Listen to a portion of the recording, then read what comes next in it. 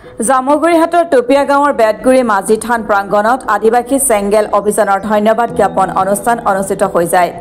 অনুষ্ঠানটিত সভাপতিত্ব কৰে সমাজকৰ্মী মোহন হেমৰমে। যোৱা 29 আগষ্টত বিধানসভাত সাঁওতালী ভাষাক অলচিকি লিপিৰ মাধ্যম হিচাপে মান্যতা প্ৰদান কৰাত উৎফুল্লিত হৈ এই সভাৰ জৰিয়তে মুখ্যমন্ত্ৰী ডক্টৰ হিমন্ত বিশ্ব শৰ্মাক ধন্যবাদ ও কৃতজ্ঞতা জ্ঞাপন কৰে।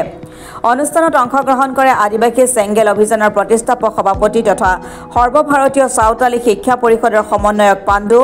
অসম ৰাজ্যিক সমিতিৰ প্ৰাক্তন সাধাৰণ সম্পাদক ডেনিয়েল হেমৰম, লখিমপুৰৰ জনেল সভাপতি পৱন মুৰ্মু আৰু প্ৰাক্তন ডনাল সভাপতি পৱন মুৰ্মুৰ লগতে শোণিতপুৰ জিলাৰ চেংগেল অভিযানৰ সভাপতি শিৱ মাৰ্ডি, সম্পাদক লক্ষী কিস্কুৰ লগতে বহু গণ্যমান্য ব্যক্তি উপস্থিত থাকে। আজি আমাৰ যেহেতু মূল উদ্দেশ্যটো ইতিমধ্যে কৈ গ'ল ডাঙৰীয়া যে আমাৰ আজি মূল উদ্দেশ্যটো হ'লে আমাৰ যিটো অলচিকি যিটো বিধানসভাত পাছ আমাৰ আসাম গভৰ্ণমেণ্ট পাছ কৰি দিছিলে সেইটো বিষয়ে আজি এই সভাখন আয়োজন কৰা হৈছে। তো আমাৰ যিখিনি আগৰ টিম পুৰণা টিম মানে যেহেতু হয়তো এইটো সময়ত আমি নাছিলোঁ, আমাৰকে আগৰ টিম আমাৰ পাণ্ডু মুৰ্মু ছাৰ হেঁতি আছিলে আৰু লগতে ইয়াৰো মই নামকেইটা ইমান নাজানো, তো ইয়াৰো ব্যক্তি আছিলে নামকেইটা ইমান নাজানো, আমাৰ লগতে হেমৰম ডাঙৰীয়াও আছিলে। তো এই বস্তুটোৰ কাৰণে বহুত মানে আগত যুদ্ধ লাগিছিলে চৰকাৰৰ লগত যে এই বস্তুটো দিব লাগিব, আমাৰ এই বস্তুটো আমাক মৌখিক ভাষা হয়, আমাৰ লাগতিয়াল ভাষা, আমাৰ এইটো পৰম্পৰা হয়, এই বস্তুটো লাগিব বুলি চৰকাৰৰ কাৰণে বহুত আগৰ দিনৰ পৰাই সিহঁতি যুদ্ধ কৰি আহিছিলে। আজি হয়তো কিজানি 30-40 বছৰ আগৰ পৰা এই বস্তুটোৰ কাৰণে যুদ্ধ কৰি আহি এতিয়া আমাৰ 2024 29 আগষ্টত এই বস্তুটো বিধানসভাত পাছ কৰি দিলে আমাৰ আসাম গভৰ্ণমেণ্ট চৰকাৰে। তো এইটো কাৰণে আমি সুখী হৈছোঁ আৰু আমাৰ অসম চৰকাৰকো আমি ধন্যবাদ জনাব বিচাৰোঁ, যিহেতু আমাৰ অলচিকি ভাষাটো বিধানসভাত যিহেতু পাছ কৰি দিছে। আৰু অকল অলচিকি ভাষাও নহয় আৰু আমাৰ বহুতখিনি মানে লাগতিয়াল বস্তু আছে, সেইখিনি বস্তু এতিয়ালৈকে দিয়া নাই চৰকাৰে। তো যিহেতু এটা বস্তু আমাক যিটো নেকি আমি যি বস্তুটো উচ্চাৰণ কৰোঁ ভাষা, যি ভাষাটো আমি উচ্চাৰণ কৰোঁ ইতিমধ্যে হৈ গ'ল সেইটো। তো আমি ভাবোঁ কি সেই বস্তুকেইটা যিখিনি আৰু পাবলগীয়া বস্তুখিনি সেইখিনি আমি লাহে লাহে পাম বুলি আমিও আশা কৰিছোঁ। আৰু অকল আশা কৰি যে আমি ঘৰত বহি থাকিলে নহ'ব যে আমি যে চৰকাৰৰ ওচৰত বস্তুকেইটা সমজাই দিছোঁ, চৰকাৰে আমাক বিধানসভাত পাছ কৰি দিব বা এই পাৰ্লামেণ্টত পাছ কৰি দিব, সেইটোও নহয়। আমি যদি মনে মনে বহি থাকিলে সেই বস্তুকেইটা আমি নাপাম, চৰকাৰৰ লগত আমি যুঁজিব লাগিব, তেতিয়াহে সেই বস্তুখিনি পাম। যেনেকৈ আজি 20-25 বছৰ আগত আমাৰ গমকেহেঁতি যিটো ভাষাৰ কাৰণে সিহঁতি লঢ়াই লাগি আছিলে, আজি ইমান দিন লঢ়াই লগাৰ ফলটো এতিয়াহে পাইছে এই 2024-ত। আজি 20-25 বছৰ আগৰ আৰু এতিয়া 2022-ৰ কথাটো চাওক, চিন্তা কৰি চাওক কিমান দিন আগৰ পৰা সিহঁতি এই চৰকাৰৰ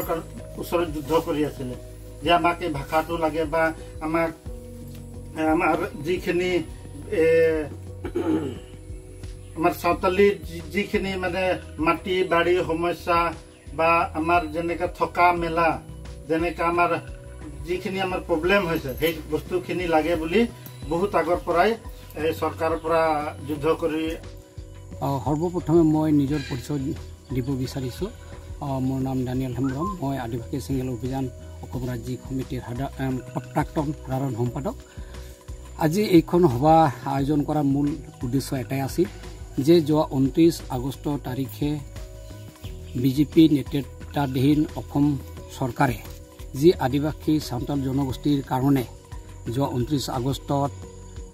অসম বিধানসভাত সাঁওতালী ভাষা অলচিকি লিপিৰে মাধ্যম হিচাপে বিদ্যালয়সমূহত মানে লেখা পঢ়াৰ কাৰণে যি মান্যতা আগবঢ়ালে, যাৰ কাৰণে আমি গোটেই আদিবাসী তথা সাঁওতাল জনগোষ্ঠী আমি আনন্দিত আৰু সুখী হৈছোঁ আৰু ইয়াৰ বাবে আমি অসমৰ মুখ্যমন্ত্ৰী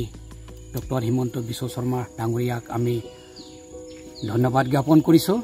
ইয়াৰ লগতে যে আমাৰ ৰাষ্ট্ৰীয় পৰ্যায়ৰ আদিবাসী চেংগেল অভিযানৰ ৰাষ্ট্ৰীয় নেতা প্ৰাক্তন সাংসদ ভাষা বিজেতা সাঁওতালী ভাষা বিজেতা চালখান মুৰ্মু ডাঙৰীয়া দেৱক আমি মানে ধন্যবাদ জ্ঞাপন কৰিব বিচাৰিছোঁ কাৰণ এখেতৰ জৰিয়তে আমাৰ গোটেই ভাৰতবৰ্ষত বিগত দিনৰ পৰা বিভিন্ন ঘাট প্ৰতিঘাটৰ মাজৰে গণতান্ত্ৰিকভাৱে আন্দোলন চলাই অহাৰ অন্তত আজি ৰাজ্য চৰকাৰে আমাক যি সাঁওতালী ভাষাৰে যি মানে অলচিকি লিপিৰে মানে বিদ্যালয়সমূহৰ মাধ্যম হিচাপে পঢ়াৰ কাৰণে যি মান্যতা প্ৰদান কৰাত আমি এখেতক আমি ধন্যবাদ জ্ঞাপন কৰিছোঁ আৰু আজি আমাৰ অসমৰ ৰাজ্যিক নেতৃত্বত লৈ থকা আমাৰ প্ৰতিষ্ঠাপক আদিবাসী চেংগেল অভিযানৰ সভাপতি পাণ্ডু মুৰ্মু ডাঙৰীয়াকো আমি ধন্যবাদ জ্ঞাপন কৰাৰ লগে লগে যে শোণিতপুৰ জিলাত যিমান আদিবাসী চেংগেল অভিযানৰ আমাৰ কৰ্মবিন্দুসকল আছে নেতৃত্বসকল আছে এওঁলোককো আমি ধন্যবাদ জ্ঞাপন কৰিছোঁ যে আজি আমি এইখন সভাৰ জৰিয়তে যে এওঁলোককো আমি অনাগত দিনত যাতে আমি চৰকাৰৰ ওচৰত আমি এটাই অনুৰোধ কৰিম বা এটাই আমি আহ্বান কৰিব বিচাৰিম যে আমাৰ যিখিনি বাকী ৰৈ থকা জ্বলন্ত সমস্যাখিনি যাতে অতি শীঘ্ৰে তথা আমাৰ জনজাতিকৰণ আৰু আদিবাসীসকলৰ যি আমাৰ অস্তিত্ব ৰক্ষাৰ স্বাৰ্থত আমাৰ যি প্ৰকৃতি পূজক আদিবাসীসকলৰ যিটো স্বাধীন ধৰ্ম কলংকত যাতে আমাক শীঘ্ৰে প্ৰদান কৰে তাৰ কাৰণে আমি চৰকাৰক আমি অনুৰোধ জনাইছোঁ ধন্যবাদ হয় মই সৰ্বপ্ৰথমে মোৰ পৰিচয়টো দিব বিচাৰিছোঁ মই লখিমপুৰ জিলা জনাল প্ৰেচিডেণ্ট মোৰ নাম পৱন মুৰ্মু হয় আজি আমি বিশেষকৈ অতি আনন্দিত হ'ব পাৰিছোঁ যে আমাৰ আজি অসমৰ মুখ্যমন্ত্ৰী শ্ৰীযুত ডক্টৰ হিমন্ত বিশ্ব শৰ্মা ডাঙৰীয়াক আমি বিশেষকৈ ধন্যবাদ জনাব বিচাৰিছোঁ যে আজি আমাৰ যিখিনি ভাষা অলচিকি ভাষা সেইখিনি আমাৰ বিধানসভাত পাছ কৰিছে সেইকাৰণে আজি ইয়াৰ বেতগুৰি টুপিয়া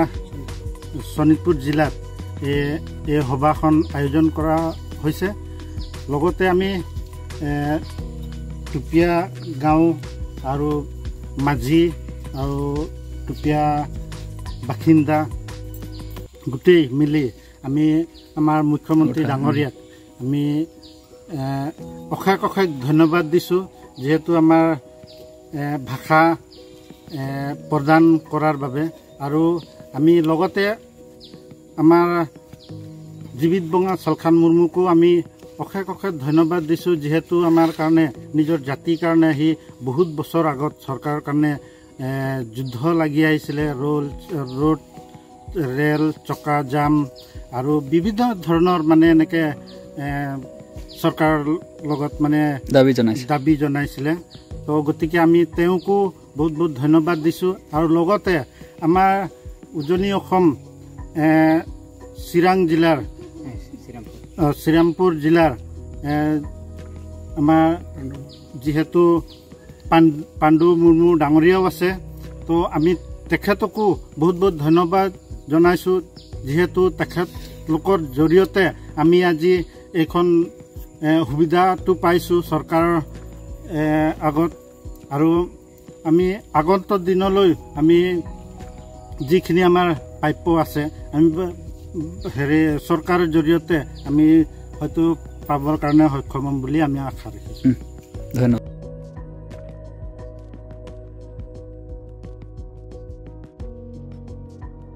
জামুগুৰিহাটৰ পৰা প্ৰেম তিৱাৰী ৰিপৰ্ট অসম টুডে।